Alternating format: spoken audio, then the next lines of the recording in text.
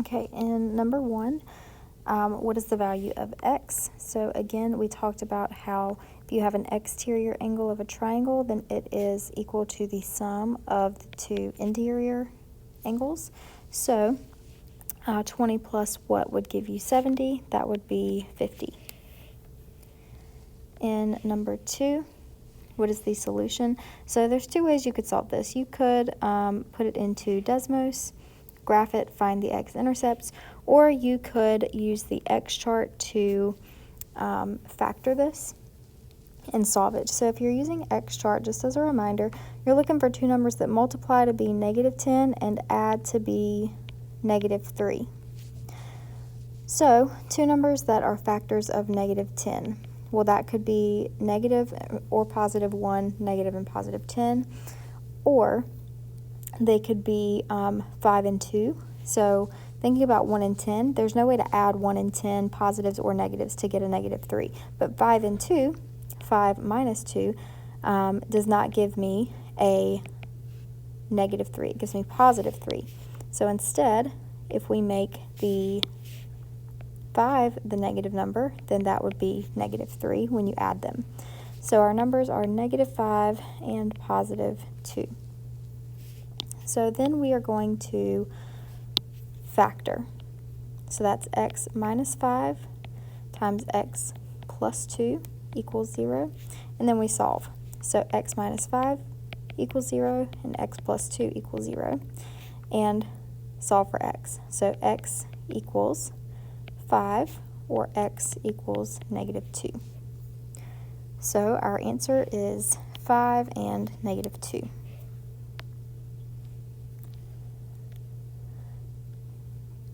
All right, for number 3. So here we have radicals, right? So when you're multiplying radicals, you can multiply what's inside them.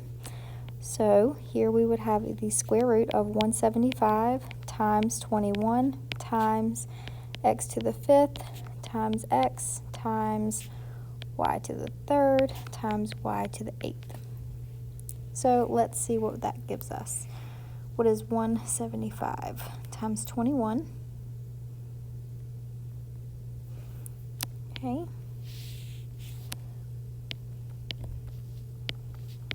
And then we have x to the, this would be 6th power, y to the 11th.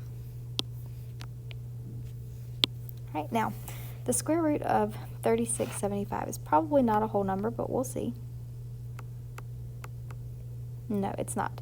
So what we can do instead is find factors that are perfect squares. So let's try 3675 divided by 25, okay? So if we broke this up to 25 times 147, x to the 6th, y to the 11th, the square root of 25 is 5, so we can bring that out and leave 147 underneath. All right, something else we can look at is x to the 6th and y to the 11th. So we already have our perfect square here. All right, now x to the 6th power, if you were going to bring out a square root of that, it would be x to the 3rd power, because x to the 3rd times x to the 3rd is x to the 6th. And then y to the 11th is equal to y to the 10th times y, and y to the 10th is a perfect square, which would be y to the 5th. And then we still have 147 and a y underneath, because this one would stay inside.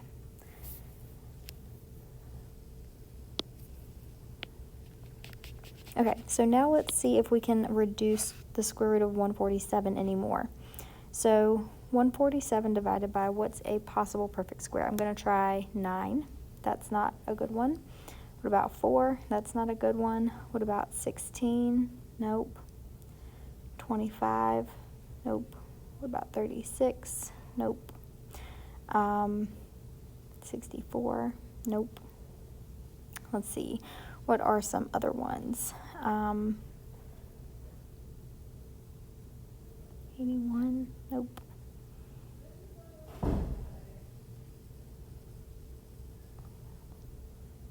49. Oh, there we go, 49. Okay, so we have, oops, I'm going to come up here. 5, x to the third, y to the fifth. Now inside, we can do 3 times 49. So 49 was our perfect square. And then we have y still underneath. So 49, since that is a perfect square, we can bring out what that is. So the perfect square of square root of 49 is 7. So we have 7 times 5 times x to the third times y to the fifth, and then 3y on the inside. And then 7 times 5 is 35. And that is our final answer because we cannot reduce 3 anymore.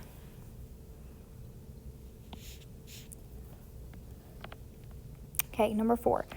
3 transformations. Which set of transformations will always produce congruent triangles? So that means it does not change the size.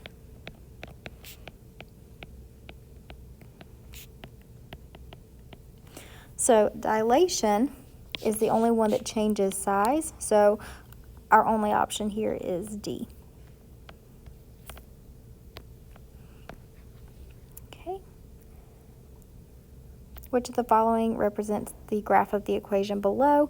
So y equals x squared, this here is just your parent function that looks like this. And then the -4 just slides it down some. So that would be A, because it has a y-intercept of -4.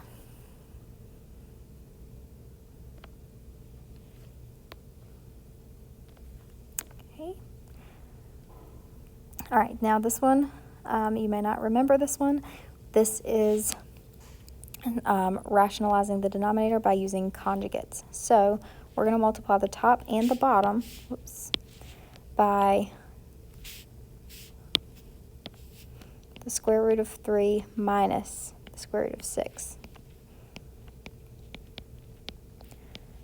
This here is called the conjugate, this expression. So you're going to multiply the top and the bottom by the same expression on the bottom, just with a different sign in the middle. Now we multiply straight across. So on the top, square root of 3 times square root of 3 is the square root of 9. Square root of 3 times negative square root of 6 is negative square root of 18. Negative square root of 6 times square root of 3 is negative square root of 18 again.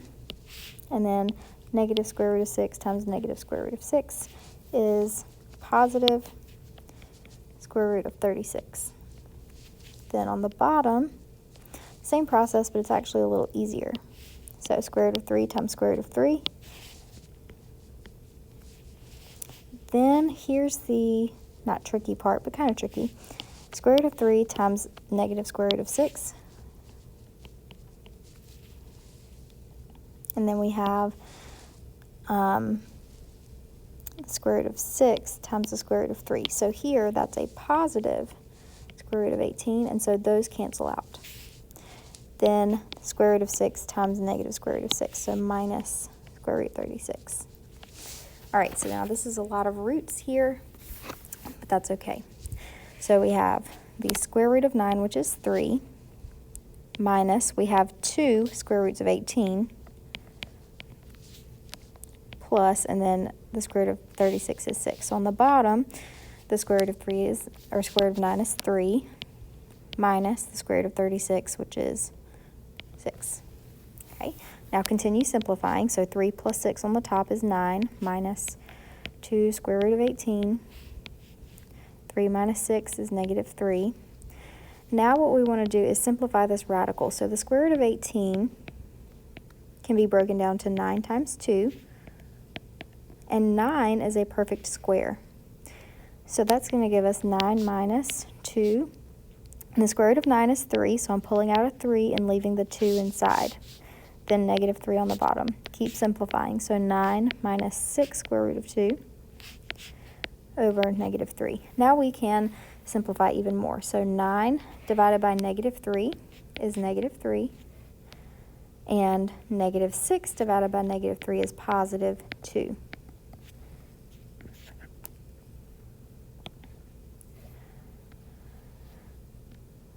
Okay, what is the domain of this function? So domain is x values. So the graph has x values between here and here, and those x values are between 0 and 8.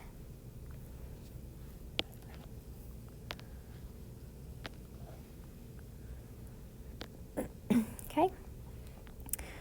2 fair dice are tossed once. The probability of getting a 12 is 1 out of 36. So if the probability of getting a 12 is 1 out of 36, then the probability of not getting a 12 is the other 35 that are remaining. Okay, find the value of x. So from x we have the opposite and we have the adjacent, because this here would be the hypotenuse, which we don't need.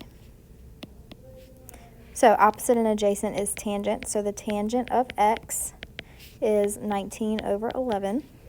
So to get x by itself, you have to get rid of the tangent by using the inverse tan. And we will plug that into Desmos. So functions, trig, tan inverse of 19 divided by 11. And again, you want to make sure that you are in degrees. So 59.9 is about 60 degrees. Last one. What's the value of x in this equation? So this is just a basic equation where we want the denominators to be the same so we can add them and solve for x. Okay, well, 2 and 6, the least common multiple of those is 12 or 6. You could just make them both 6. You can always multiply these together and that can be your least common multiple, but you could easily turn 2 into a 6 by multiplying by 3. So let's just do that. So if I make this times 3 here, whoops, so times 3 and times 3, see what's going to happen here is this becomes 3x over 6 plus x over 6 equals 2. So now I have two fractions with the same denominator, so I can add the top pieces. So 4x over 6 equals 2. And now solve for x. So times 6 on both sides. So 4x equals 12, and divide by 4 on both sides, so x is 3.